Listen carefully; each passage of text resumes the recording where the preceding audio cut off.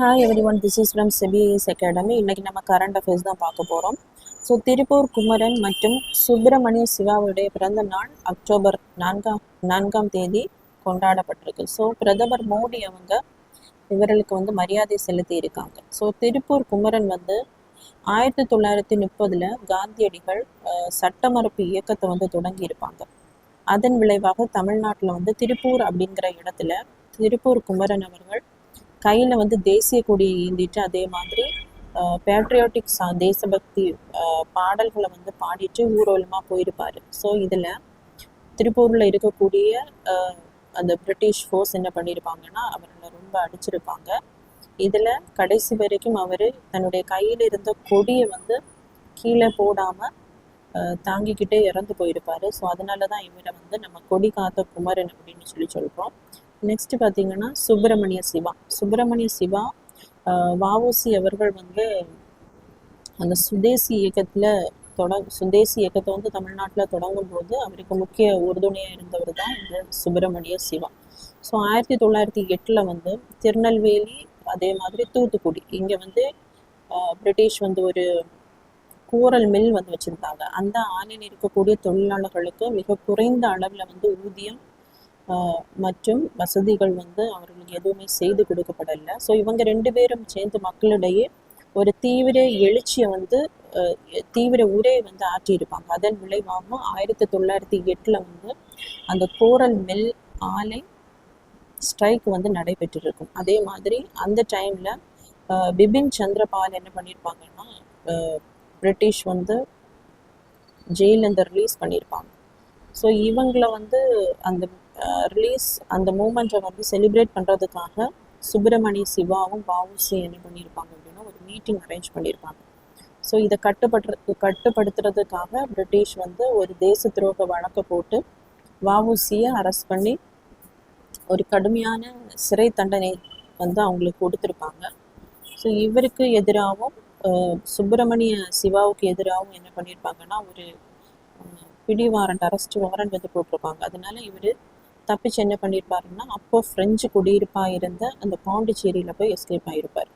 So இவர் வந்து அந்த ஒரு சுதந்திர போராட்டத்தில் வஉசியுடன் இணைந்து மிக தீவிர ஒரு சுதந்திர போராட்டத்தில் வந்து ஈடுபட்டிருப்பார். அதே மாதிரி இவருடைய அந்த அரசியல் குரு யாருன்னு பார்த்தீங்கன்னா பாலகங்காதர் திலக். நெக்ஸ்ட் பார்த்தீங்கன்னா கடலூர் மாவட்டத்தில் இருக்கக்கூடிய வடலூரில் வந்து ராமலிங்க அடிகளாரின் வருவிக்க உச்ச நாள் விழா வந்து செலிப்ரேட் பண்ணுறாங்க அக்டோபர் 5ஆம் தேதி. ஸோ வருவிக்க உச்ச நாள் விழா அப்படிங்கிறது அவருடைய பிறந்த நாள். ஸோ ராமலிங்க அடிகளார் தான் வள்ளலார் அப்படின்னு போற்றப்படுகிறார். இவர் எப்போ பிறந்திருப்பாங்க அப்படின்னா 1823ஆம் ஆண்டு அக்டோபர் 5ஆம் நாள்.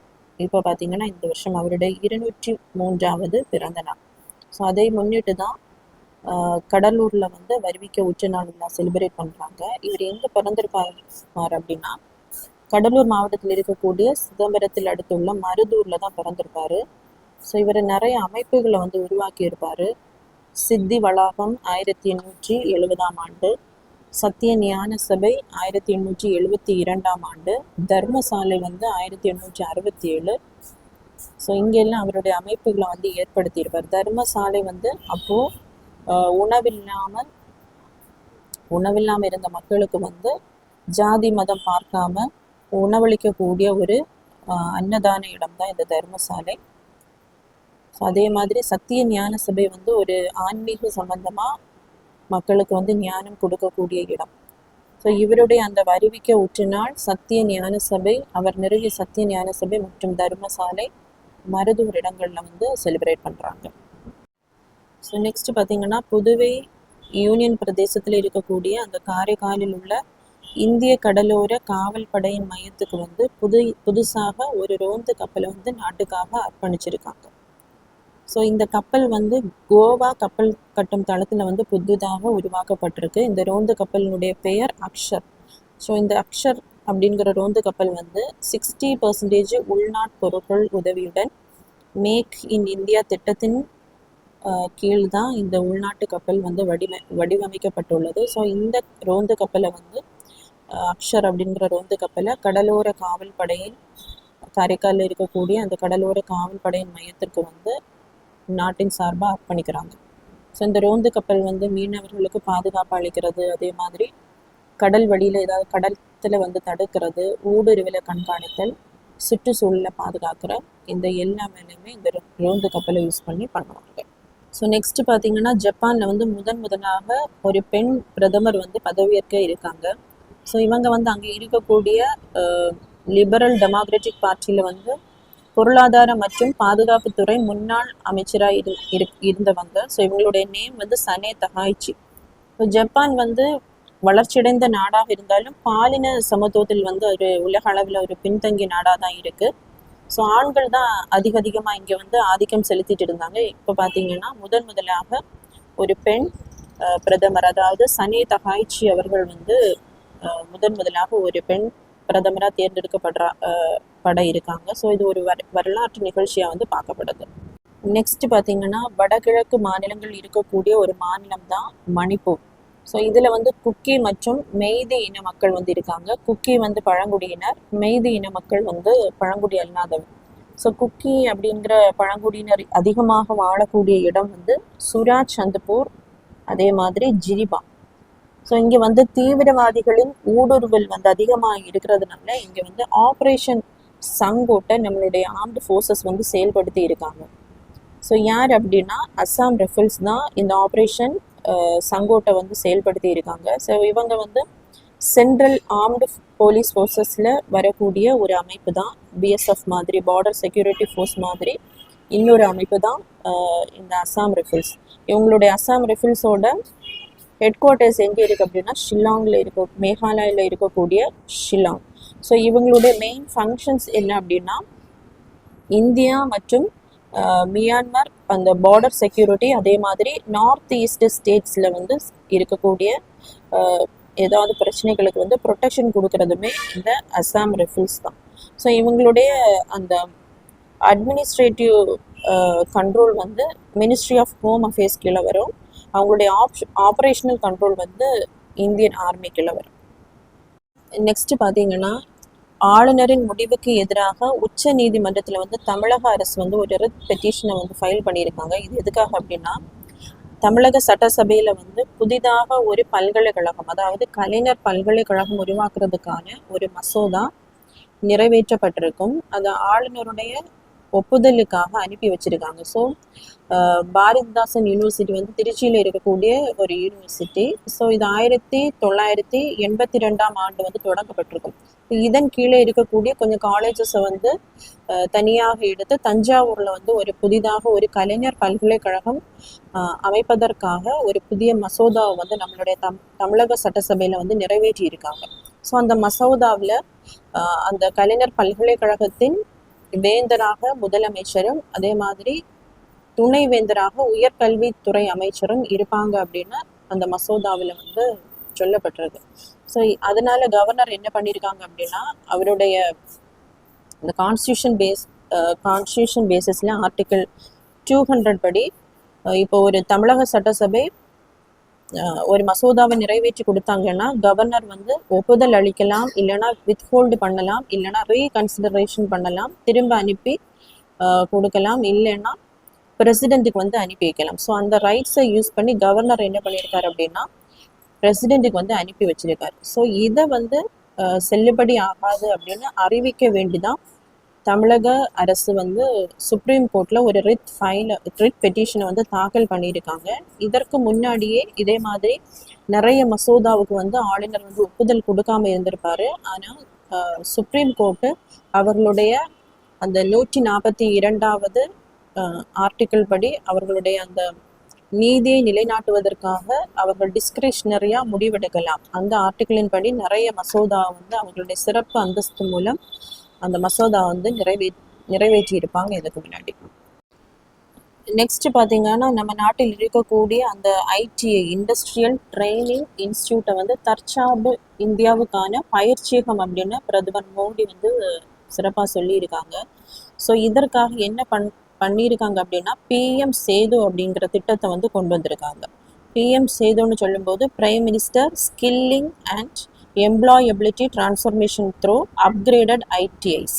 ஸோ இதற்காக என்ன பண்ண போகிறாங்க அப்படின்னா 60,000 கோடி மதிப்பீட்டில் வந்து 1000 அரசு ஐடியை வந்து அதிநவீன அம்சங்களுடன் மேம்படுத்தும் திட்டம் தான் இந்த பிஎம் சேது.